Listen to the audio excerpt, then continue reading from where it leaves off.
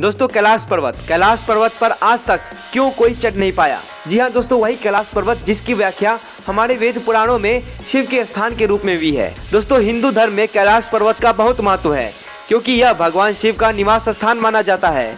लेकिन इसमें सोचने वाली बात यह है कि दुनिया की सबसे ऊंची चोटी माउंट एवरेस्ट को अभी तक 7,000 से ज्यादा लोग फतह कर चुके हैं, जिसकी ऊंचाई 8,848 मीटर है। लेकिन कैलाश पर्वत पर आज तक क्यों कोई चढ़ नहीं पाया, जबकि इसकी ऊंचाई तो एवरेस्ट से लगभग 2,000 मीटर कम यानी कि 6,638 मीटर ही है। यह अब तक एक रहस्य ही बना हुआ है। मीडिया रिपोर्टर्स के मुताबिक एक पर्वतारोही ने अपनी किताब में लिखा था कि उसने भी कैलाश पर्वत पर चढ़ने की कोशिश की थी, लेकिन इस पर्वत पर रहना असंभव था क्योंकि वहाँ शरीर के बाल और नाखून तेजी से बढ़ने लगते थे। इसके अलावा कैलाश पर्वत बहुत ही ज्यादा रेडियो एक्टिव भी है। कैलाश पर्वत पर कभी किसी के नहीं चढ़ पाने के पीछे कई कहानियां प्रचलित है। कुछ लोगों का मानना तो यह भी है कि कैलाश पर्वत पर शिव जी का निवास है, वहां शिव भगवान निवास करते हैं और इसीलिए कोई जीवित इंसान वहां ऊपर नहीं पहुंच सकता। मरने के बाद या फिर जिसने कोई भी पाप न किया हो, केवल वही कैलाश तक पहुंच सकता है। ऐसा भी माना जाता है कि कैलाश पर्वत पर थोड़ा सा ऊपर चढ़ते ही व्यक्ति दिशाहीन हो जाता है।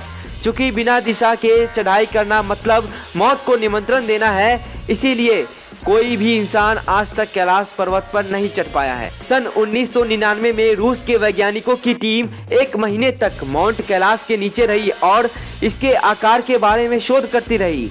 वैज्ञानिकों ने कहा कि इस पहाड़ की तिकोने आकार की चोटी प्राकृतिक नहीं बल्कि एक पिरामिड है जो बर्फ से ढका रहता है। माउंट कैलाश को शिव पिरामिड के नाम से भी जाना जाता है। जो भी इस पहाड़ को चढ़ने निकला या तो मारा गया या बिना चढ़े वापस लौट आया। सन 2007 में रूसी पर्वतारोही सर्गे सिस्टकोव ने अपनी टीम के साथ माउंट कैलाश को चढ़ने की कोशिश की। सर्गे ने अपना खुद का अनुभव बताते हुए कहा, कुछ दूर चढ़ने पर मेरी और पूरी टीम के सर में भयंकर दर्द होने लगा। फिर हमारे पैरों ने भी जवाब दे दिया। मेरे जबड़े की मांसपेशियां खींचने लगी और जीभ जम गई। मुंह से आवाज निकलना बंद हो गया था। चढ़ते हुए मुझे महसूस हुआ कि मैं इस पर्वत पर चढ़ने लायक ही नहीं हूँ। फिर मुझे फौरन मुड़कर उतरना पड़ा, तब जाकर मुझे आराम मिला। कर्नल विल्सन ने भी कैलाश पर्वत को चढ़ने की कोशिश की थी और वो बताते हैं कि जैसे ही मुझे शिखर तक पहुंचने का थोड़ा बहुत रास्ता दिखता है कि बर्फबारी शुरू हो जाती है और हर बार मुझे बेस कैंप लौटना पड़ता है। चीनी सरकार ने फिर कुछ पर्वतारोहियों को कैलाश पर्वत पर चढ़ने को कहा, मगर इस बार पूरी दुनिया ने चीन की इन हरकतों का इतना विरोध किया कि हार कर चीनी सरकार को इस पहाड़ पर चढ़ने से रोक लगानी पड़ी। कहते हैं कि जो भी इस पहाड़ पर चढ़ने की कोशिश करता है वो आगे नहीं चढ़ पाता, उसका हृदय परिवर्तन हो जाता है। यहाँ की हवा में भी कुछ अलग बात होती है।